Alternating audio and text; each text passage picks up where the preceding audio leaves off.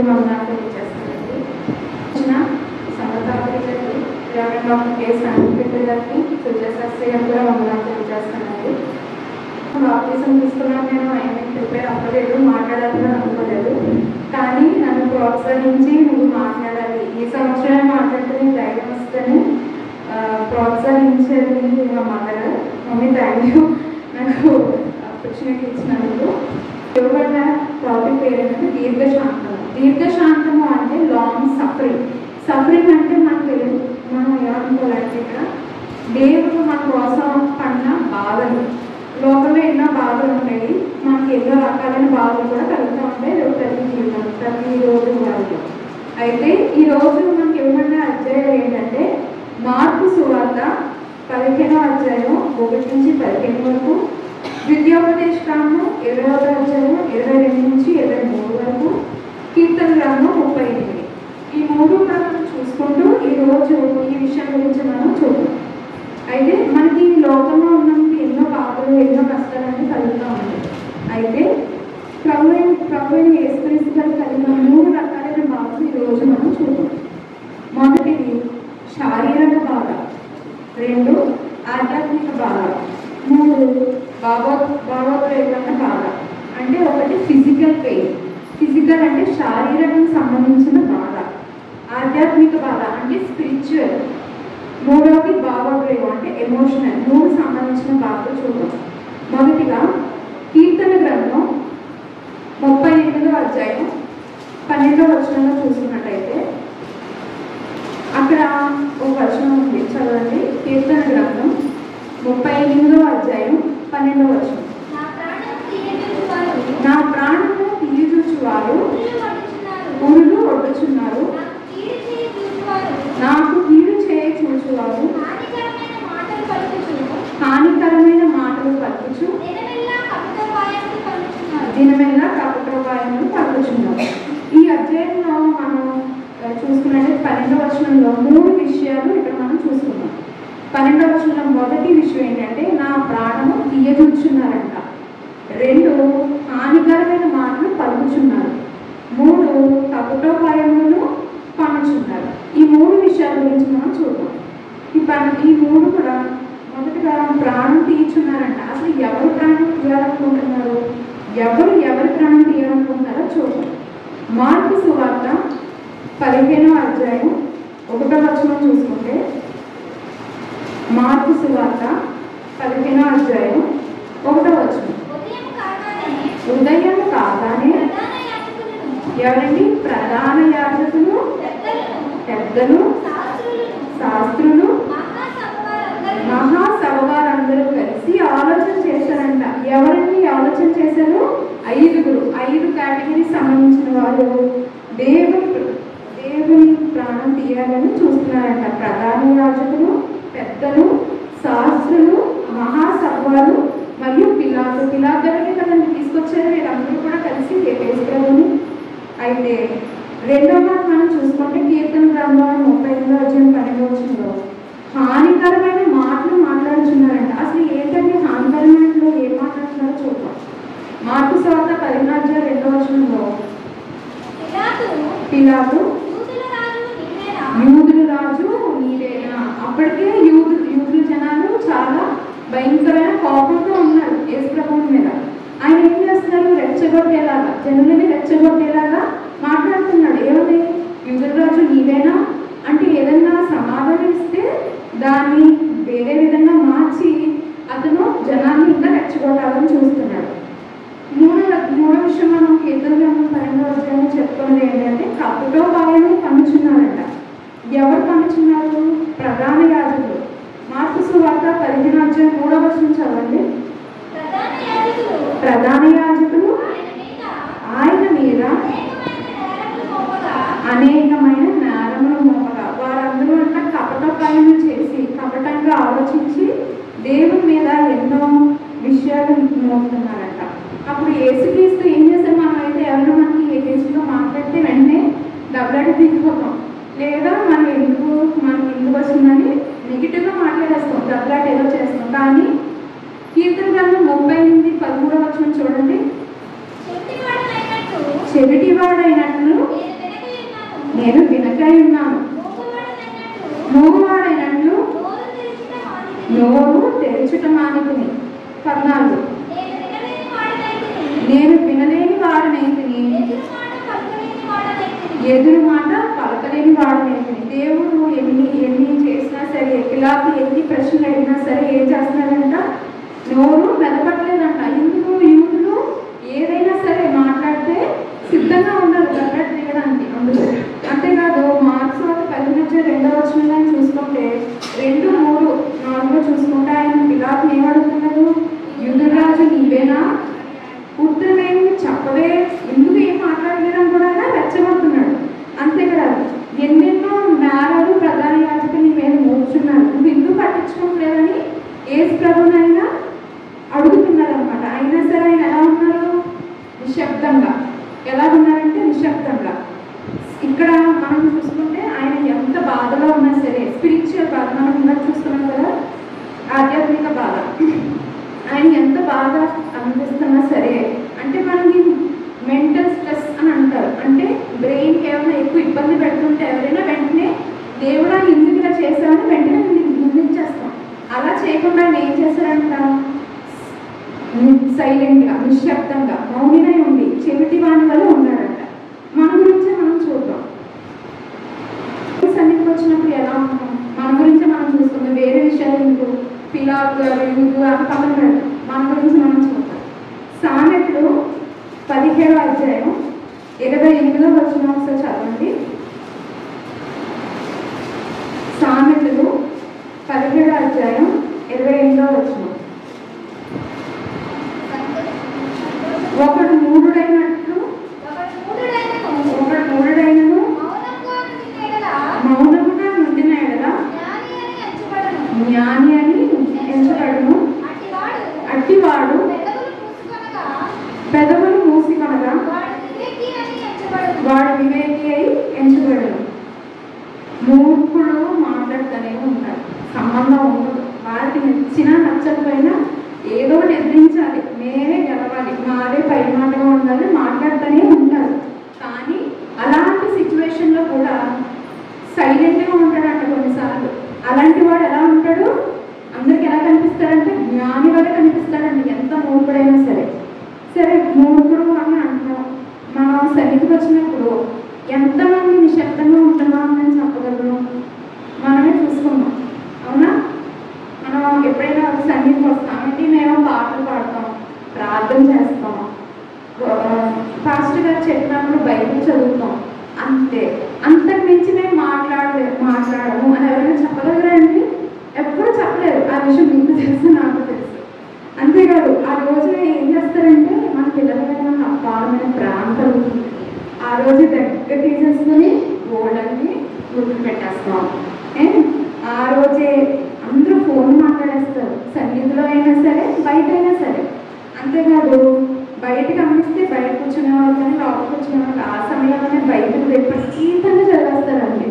మన చర్చిలో నేను చెప్పాను, నేను ఎందుకు అలాగా చదివేస్తారు? పక్క వారికి జ్ఞానోపదేశం చేస్తారు ఆ రోజునే, ఆ టైంలోనే. అక్కడ పాస్టర్ గారు చెప్తానే ఉంటారు, అయినా సరే జ్ఞానోపదేశం చేసేస్తూ ఉంటారు. సన్నిధిలో ఆల్రెడీ పాస్టర్ గారు ప్రసంగం చెప్తానే ఉంటారు, బయట ఇంకో చర్చ నడుస్తూ ఉంటుంది. అక్కడ అందుకు వ్యర్థం, వేస్ట్. అలా ఉండకూడదు. పోనీ ఏమంటే కదా, చర్చిలో మాట్లాడకుండా సన్నిధిలో చేయకుండా మీరు చర్చ అయితే మాట్లాడుకోవచ్చు కదా. మాట్లాడు, ఎందుకు ఇంటి దగ్గర చికెన్ మటన్ వేయలేదు, నేను ఎందుకు మాట్లాడతాము అని అనుకుంటాను, అంతేనా? అలా ఉండకూడదండి. దేవుడు మనం కారణాన్ని పాటించాలనుకుంటే మనం ఏం చేయాలి? నిశ్శబ్దం అది ఉండాలి. అది సన్నిధిలో మరి ముఖ్యంగా పాటించాలి. అంతేకాదు కీర్తన గ్రంథం 38:19 చూస్తే ఇంకో విషయం చెప్తున్నారు ఆయన. కీర్తన గ్రంథం 38:19 నా శత్రువులు చురుకైన వారు బలవంతులై ఉన్నారంట. ఎలా ఉన్నారంట? చురుకుగా ఉన్నారంట, బలంగా ఉన్నారంట. ఇలా మనకి ఎలా తెలుస్తుంది ఈ విషయం? ఎలా అంటే మార్కు 15:8 జనులు గుంపుగా కూడి వచ్చి ఎలా వచ్చారంటే గుంపుగా గుంపుగా వచ్చి ఎలా ఉన్నారంట, కీర్తనలో మనం చూసాం, చురుకుగా బలవంతులుగా ఉన్నారు. అంతే కదండి, కథలో ఉంటే దగ్గరగా ఉన్నప్పుడు. అయితే అన్యజనులు గుంపుగా వస్తే వీరిని ఎవరు ప్రేరేపిస్తున్నారంట? ఇక్కడ ప్రధాన యాజకులు వీరిని ప్రేరేపిస్తున్నారంట, అన్యజనుల్ని ప్రేరేపిస్తున్నారు, దేవుని కొరకు బలవంతులుగా అరవండి అని. కీర్తన గ్రంథం 38వ అధ్యాయం 20వ వచనంలో ఒకసారి చూడండి. నేను ఉత్తమమైన దాన్ని అనుసరించినందున వారు నాకు శత్రువులైంది. ఆయన ఆజ్ఞ ప్రకారమే భూమి మీదకి వచ్చారు, మన కోసం రక్తాన్ని చిందించారు, అవునా? అయినా సరే ఎందుకు శత్రువులు అయ్యారండి? దేవుని మాట విన్నారు కదండి, మరి శత్రువులు అవ్వకూడదు కదా. దీని అసలు ఎలా వినని వారి గురించి ఒక ఎగ్జాంపుల్ చూద్దాం. పాత నిబంధన గ్రంథంలో ద్వితీయోపదేశ కాండము 21వ అధ్యాయం 18 నుంచి 23 నుంచి ఒక చిన్న కథ ఉందండి. అందులో ఏంటంటే అక్కడ ఒక కుమారుడు ఉన్నాడంట. అయితే ఆ కుమారుడు చాలా మంచి పిల్లడంట. ఎంత మంచి పిల్లడంటే తండ్రి మాట వినడు, తల్లి మాట వినడు, ముండివాడే ఉంటాడు, తిండి బ్రోకు ఉంటాడు, తాగుబోతులనే ఉంటాడు. అయితే ఆ ఊళ్ళో ఆ టైంలో ఉన్న ఇంటి బట్టి ఉన్న రూల్స్ బట్టి ఆ పిల్లవాడిని తీసుకెళ్ళి ఊరి పెద్దలు చెట్టుకి కట్టేస్తారంట. కట్టేసి రాళ్లతో కొట్టి చంపేస్తారంట. అది దేనికి? అవిధేయతకు సంబంధించిన విషయం. అవును, ఇప్పుడు మనం ఏం చేయాలనుకుంటున్నారో మనం చూద్దాం. ఇప్పుడు మనం మనుష్య రూపంలో ఉండి ఆ పిల్లవాడు అవిధేయత చూపించాడు కాబట్టి చనిపోయాడు, పిల్లల్ని చంపేశారు. కానీ ప్రభువైన యేసుక్రీస్తు గారు కూడా విధేయత చూపించి తన తండ్రి మాటను అంగీకరించి మన కోసం మనుష్య రూపంలో వచ్చారు.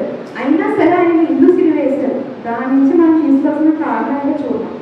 1 పేతురు పత్రిక 4వ అధ్యాయం 14-16 వచనం చూడండి.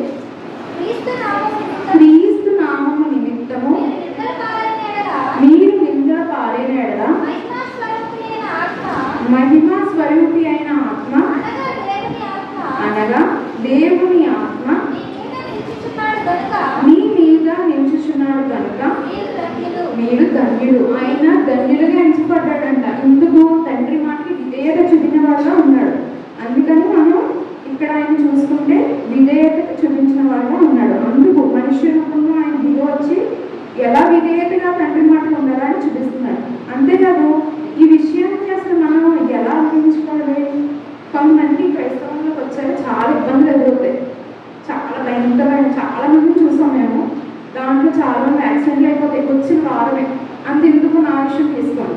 బాప్తిజం తీసుకున్న సాయంత్రం ఆదివారం బాప్తిజం తీసుకున్నాక ఇంటికి వెళ్ళిపోయాం. ఇక్కడి నుంచి అంటే సెలవు, రేపటికి సెలవు ఇచ్చారు ఎందుకు.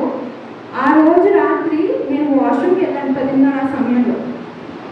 ఒక్క అడుగు కూడా పూర్తిగా పెట్టలేదు, జారి పడిపోయాడు. పడిపోయి మొత్తం కాళ్ళు 2 బెణికి దెబ్బలు తగిలి అదే కారణంగా తీసుకొని 2 వారాల నుంచి కాలేజీకి వెళ్ళలేదు. చాలా భయంకరం, ఇదంతా వాసిపోయి ఇక్కడ తెగింది, చాలా భయంకరంగా అయింది, ఇక్కడంతా గీరిపోయి. కానీ నాకు ఏమీ జరగలేదు, జస్ట్ పైన మాత్రమే ఇబ్బంది అయింది. అది ఎందుకు ఈ రోజు నేను ఇక్కడ సాక్ష్యం చెప్పాలని దేవుడు నాకు అలా చేశాడు. నేను బాప్తిజం తీసుకున్నాను కదా, నాకు ఇలా అయింది కదా, నేను చర్చికి వెళ్ళాలని ఉండలేదు. నేను ఆ రోజు నెక్స్ట్ డే నుంచే వాక్యం ప్రిపేర్ అవ్వడం మొదలుపెట్టాను. హల్లెలూయా. మనం ఇక్కడ తెలుసుకోవాల్సిన విషయం ఏంటంటే ఏదో ఇబ్బంది అయింది కదా అని మనం దేవుని విడిచిపెట్టకూడదు. అది సాతాను మనకి ఇచ్చే టెస్ట్. అందుకు మనం ఆయన విడిచిపెట్టకుండా దేవుని నామాన్ని ధన్యులుగా ఇక్కడ చూసాం కదండి.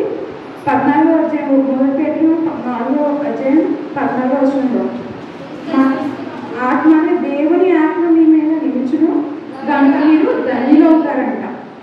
అంతేకాదు 16వ వచనం చూసుకుంటే ఎవడైనాను క్రైస్తవునందున బాధ అనుభవించిన ఎడలా, ఇప్పుడు క్రైస్తవంగా వచ్చేసాం, చాలా మంది బాప్తిజం చేసుకున్నారు, అన్ని చేస్తున్నారు. కానీ ఏంటి ఉపయోగం? మీకు రాకుండా ఏమి చేయకుండా ఉంటే ఏంటి ఉపయోగం? ఎలా ఉండాలని చూసి చెప్తున్నారు చూడండి. బాధ అనుభవించిన ఎడల అతడు సిగ్గుపడక ఆ పేరును బట్టి దేవుని మహిమపరచగలరు. దేవుని నువ్వు మహిమపరచాలి. నీకు జరిగిన దారుణాన్ని బట్టి దానికి మీరు దేవుని మహిమపరచాలంట.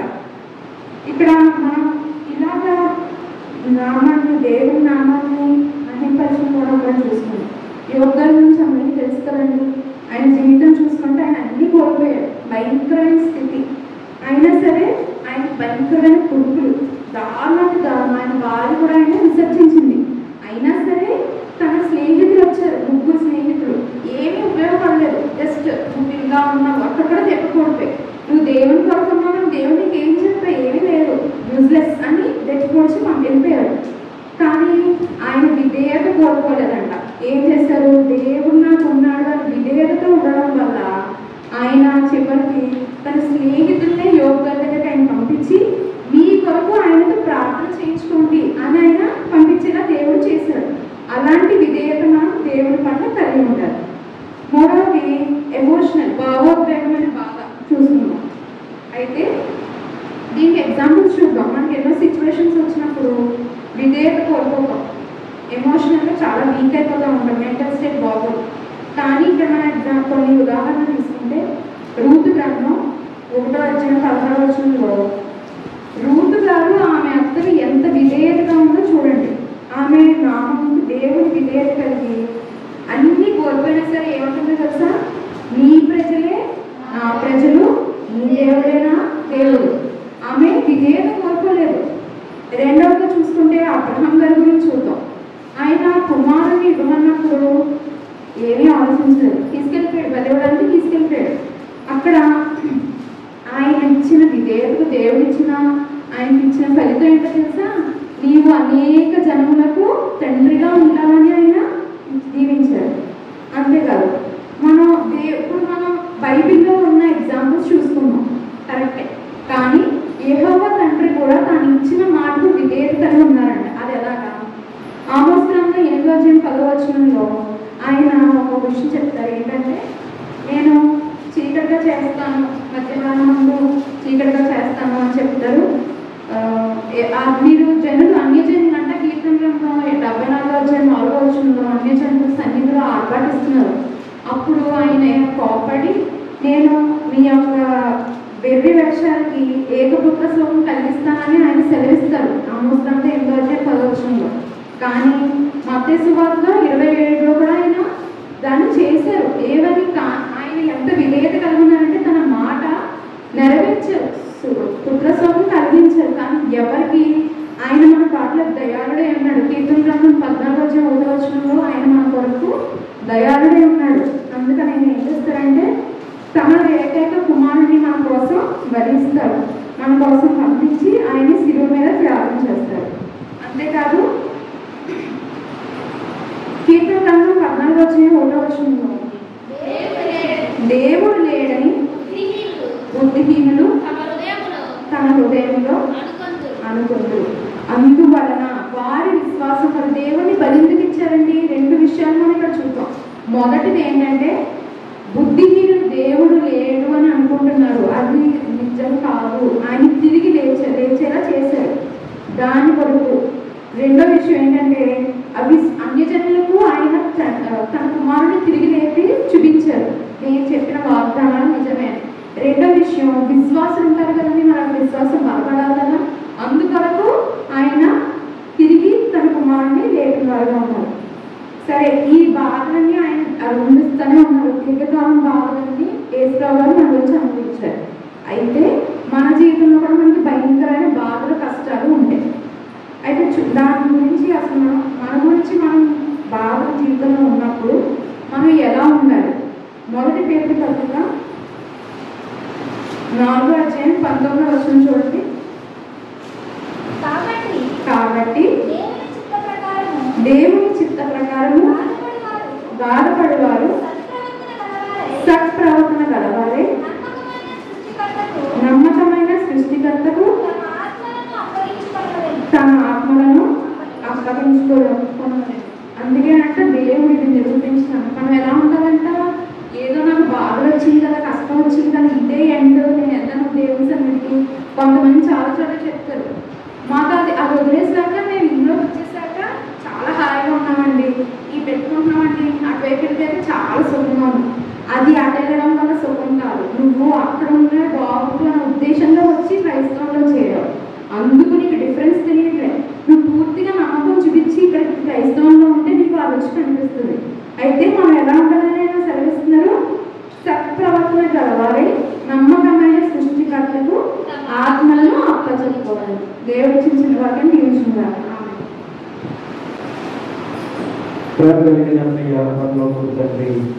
పరిశుద్ధులైన మా దేవ, వందనాలు, స్తుతులు, స్తోత్రాలు చెల్లించుకుంటున్నాం.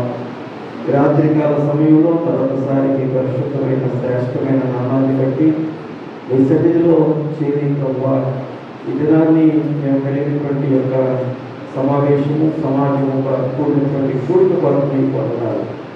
అయినా మీరు చేసేటువంటి మేలులు కంటికి కనపడవు, చెవికి వినపడవు, మనుష్య హృదయానికి గోచరం కావు. మరి సమయంలో మరి విధాన మరి మంచి మాటలు మరి బిడ్డల ద్వారా మేము విన్నాం. అయినా ఇరువురు బిడ్డలు మీరు దీవించండి. అదేవిధంగా మరి మీ తల్లి ఆయన మరి మొదటి మరి ప్రసంగంగా సీఎం దగ్గరలో చెప్పింది. ఆ బిడ్డ లెక్కలో మీరే ఆశీర్వదించి మీ యొక్క పని కొరకు వాడుకోమని మీకు మనం చేసుకుంటూ ఉన్నాం. అదే రీతిగా మరి ఇంటర్మీడియట్ పరీక్ష ఫలితాలు వచ్చిన దాన్ని బట్టి మరి రాకేష్ సూర్యకుమారి కుమార్తె లేఖను బట్టి అదే రీతిగా దొరబాబు కుమార్తె బట్టి కూడా మీకు వందనాలు చెల్లించుకుంటా ఉన్నాం. షాల్య మందిరంలో మరి 3 బిడ్డలు మరి పాస్ అయి ఉన్నారు. ఈ మందిరంలో మరి 2 బిడ్డలు మరి మాకు వచ్చిన సమాచారం ప్రకారంగా పాస్ అయి ఉండగా ఆ బిడ్డలను మీరు ఆశీర్వదించండి, భద్రపరచండి. అయినా మరి 2వ సంవత్సరం మరి పూర్తి చేసినటువంటి వారికి డిగ్రీలో మీరు ఏ స్థాయిలో నిలబెడతారో ఆ స్థాయిలో బిడ్డలకు మరి మంచి స్థితి దయచేయండి. అదే రీతిగా మరి ఈ సమయంలో మొదటి సంవత్సరం పాస్ అయిన బిడ్డలు 2వ సంవత్సరం కూడా చక్కగా చదువుకోవడానికి మీరే కృప చేయమని పెట్టుకుంటూ ఉన్నాను. ఆయన రేపు జరిగేటువంటి ఆరాధన కార్యక్రమాలు మనకు సిద్ధపరచండి. అదే రీతిగా చేయవలసిన ప్రతి బిడ్డను మీ కనుదృష్టిలో మీ కాపుదలలో ఉంచి ఏ బిడ్డ మీ ఉద్దేశంతో ఏ అవసరాలను మీరు కనిపెడుతున్నారో ప్రతి వారి ఉద్దేశాన్ని మీరు నెరవేర్చి బలపరిచి క్రమపరచుమని సమస్త స్థుతి మీకు ఆరోపించుకుంటూ యేసు పరిశుద్ధ నామములో కృతజ్ఞతాపూర్వకంగా ప్రార్థన మీకు అర్పించుతున్నాము తండ్రి. ఆమేన్.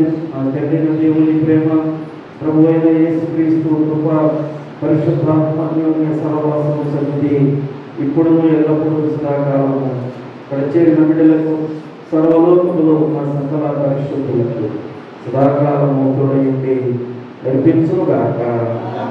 ఆమేన్. ఆమేన్. అందరికీ వందనాలు.